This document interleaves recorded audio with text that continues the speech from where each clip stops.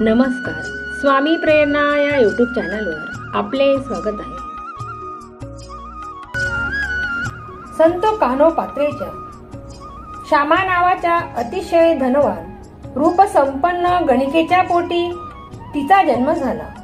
ऐशोआरामी आणि सुखोपभोग वातावरणात ती वाढली.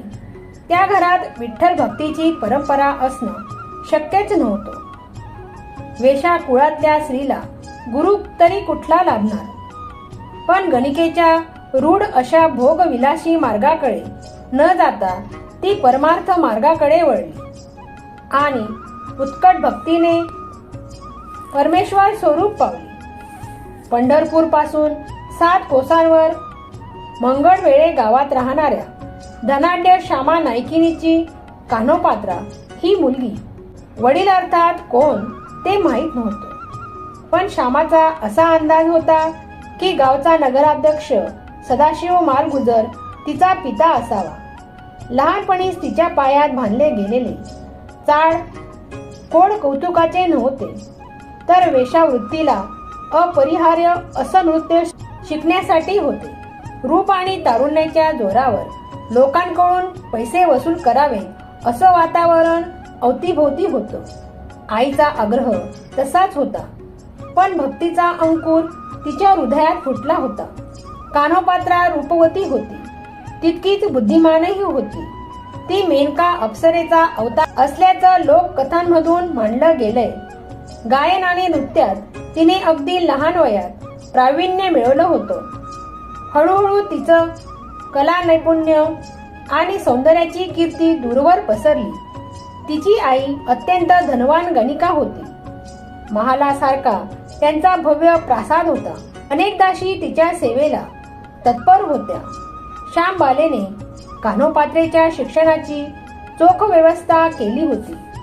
कान्होपात्रेने आपला गणिका व्यवसाय पुढे चालू ठेवावा, राज दरबारी रुजू व्हावं असं श्यामबालाला वाटत होतं.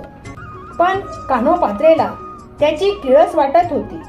मुलीच्या रूपगुणांना योग्य असा पुरुष कान्होपात्रेला मिळावा असं श्यामाला वाटत होतं.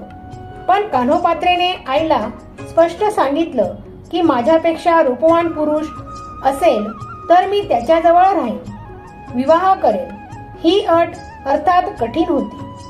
मंगळवेढ्याचा एक धनाढ्य व्यक्ती सदाशिव मालगुजर याची नजर कान्होपात्रेवर पडली. त्याने कान्होपात्रेचं नाचगाणं बघण्याची इच्छा व्यक्त केली. श्यामाने काहीतरी सांगून कान्होपात्रेला कसबस सदाशिव समोर आणलं. त्याची विषारी नजर तिच्यावर पडली. याच्यासारख्या नीच माणसाच्या इच्छेखातर आपण गायन नृत्य करणार नाही असं तिने त्याच्या तोंडावर सांगितले. भडकलेल्या सदाशिवने सूडसत्र सुरू केलं. ती त्याची मुलगी असल्याचं श्यामाने सांगून पाहिले, पण तो इतका वासनांध झाला होता की हे खोटं असल्याचं त्याने म्हटलं. श्याम आणि कान्होपात्रेचा छळ सुरू झाला. वैभव ओसरलं. त्यांच्या विरुद्ध न्याय कोण देणार. अखेर श्यामाने त्याची माफी मागितली. त्याने 3 दिवसात कान्होपात्रेला आपल्यासमोर आणून उभं करण्याचा हुकूम दिला. या संकटाने कान्होपात्रा डगमगली नाही. ती देवासमोर हात जोडून जप करू लागली. रात्रभर ती जप करतच होती. पहाटे डोळा लागला आणि भजन टाळांचा गजर ऐकून कान्होपात्रेला जाग आली. वारकऱ्यांचा एक जथ्था आषाढी निमित्त भजन गात पंढरपुरात चालला होता.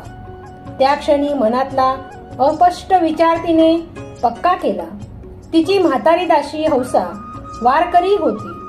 बळजबरीने अत्याचारातून सुटण्याची संधी जणू देवाने तिला दिली होती.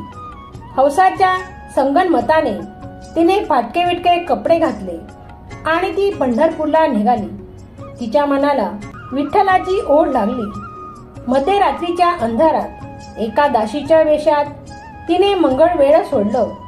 यापुढे रूपवती तरुण कान्होपात्रेने निर्भयतेने पूर्णपणे विठ्ठलावर विसंबून आपला जीवनक्रम ठरवला. पंढरपूरला आल्यावर तिने पांडुरंगांचं दर्शन घेतलं आणि त्यावेळी ती संपूर्णपणे त्याच्या चरणाशी एकाग्र झाली.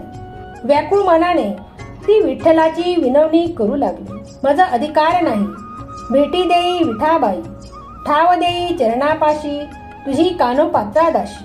आपलं सगळं अस्तित्व विठोबाच्या पायी समर्पित करून तिने त्याचं दासत्व पत्करलं. कान्होपात्रा स्वरचित अभंग गाऊ लागली आणि तिचा स्वर्गीय आवाज ऐकून हजारो वारकरी तल्लीन झाले. तेथे येणारे सारे विठ्ठलाच्या प्रेमामुळे येत होते. त्या अभंगातला भाव त्यांच्या हृदयाला भिडला. वृद्ध हौसाबाईने कान्होपात्रेसाठी आणि स्वतःसाठी एक झोपडी बांधली. कान्होपात्रा दिवसातून 2दा विठ्ठलाचे देऊळ झाडून पुसून लख्ख करत असे.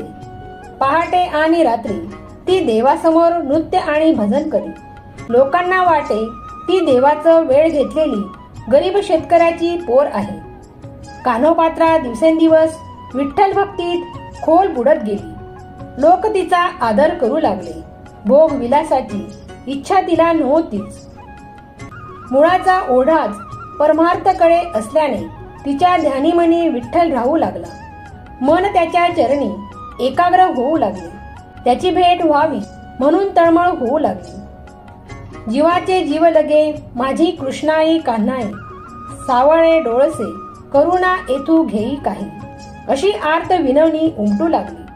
कालांतराने सर्व सुखाचे जे निज सुखाचे सारगे माय, तो हा पंढरीराय विटेवरी, असा समाधानाचा शांतीचा भाव मनी उपचला.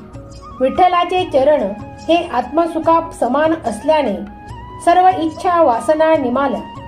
इकडे नगर प्रमुखावर खवळलेल्या लोकांनी त्यांच्या घराला आग लावली. त्यांच्या घरावर नांगर फिरवला.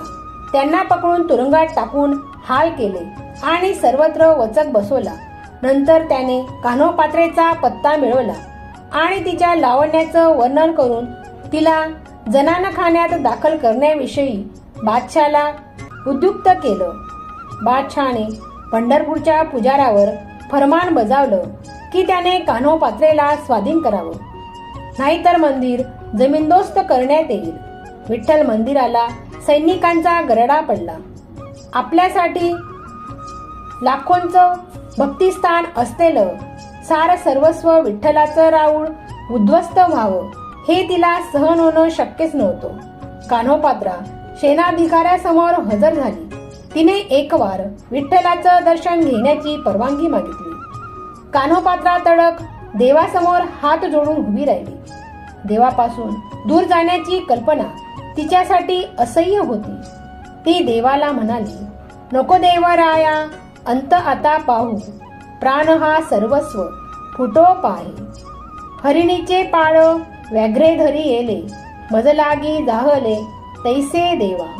तुझवी न ठाव न दिसे त्रिभुवनी, धावे हो जननी विठाबाई. मोकलूनी आस झाले मी उदास, घेई कान्होपात्रेस हृदयास. परमेश्वराची आर्त व्याकुळ विनवणी करत असलेला तिचा आवाज सर्वत्र भरून गेला. आपल्या उत्कट भक्तीने चराचर चैतन्याशी ती जोडली गेली आणि अखेर त्या चैतन्याशी एकरूप झाली. आपल्या विठ्ठलाच्या पायाशी तिने देह ठेवला. एक आख्यायिका अशी आहे की त्यावेळी चंद्रभागेला प्रचंड महापूर आला. सारं यवन सैन्य वाहून गेलं. विठ्ठल मंदिरही जलमय झालं. चंद्रभागेतल्या एका खडकाळ जागी आधी तिचं शरीर अडकलं. मग ते महासागराच्या खोल तळाकडे चंद्रभागेने वाहून नेलं. दुसऱ्या दिवशी पूर ओसरल्यावर तिचा मृतदेह त्या खडकाळ जागी काही काळ पडला होता. तिथे एक तरटी वृक्षाचं रोप उगवल्याचं आढळलं. तो अक्षय तरटी वृक्ष आजही कान्होपात्रेच्या विठ्ठल भक्तीची ग्वाही देत तेथे उभा आहे. कान्होपात्रेने स्वतःला देवाची वधू म्हणवलं तरी तिचा विठ्ठल तिच्यासाठी आई होता, सखा होता, माय बाप बंधू भगिनी होता. देहाच्या उपाधी सुटाव्या म्हणून देवाकडे प्रार्थना करते.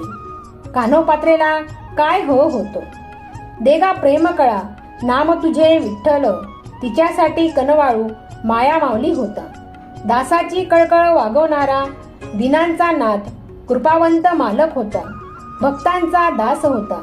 त्याच्या प्राप्तीसाठी 4 वेद 6 शस्त्र शिनली तो केवळ भक्तीने प्राप्त होतो.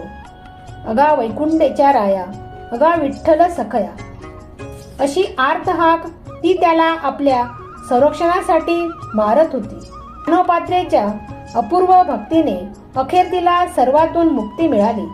विठ्ठलाचे पाय न सोडता त्याच्या चरणी सहज देहत्याग घडावा हे पराकोटीच्या भक्तीखेरीज अशक्य होतं. कुणी गुरु नाही, काही परंपरा नाही, भक्तीचं वातावरण नाही. अशा परिस्थितीत केवळ आपल्या भक्तीने तिने ईश्वर प्राप्ती करून घेतली. म्हणून कान्होपात्रा अद्वितीय ठरते. तिच्या भक्तीमुळे समाजही तिच्या पायाशी नतमस्तक झाला आणि तिला संतपद मिळालं.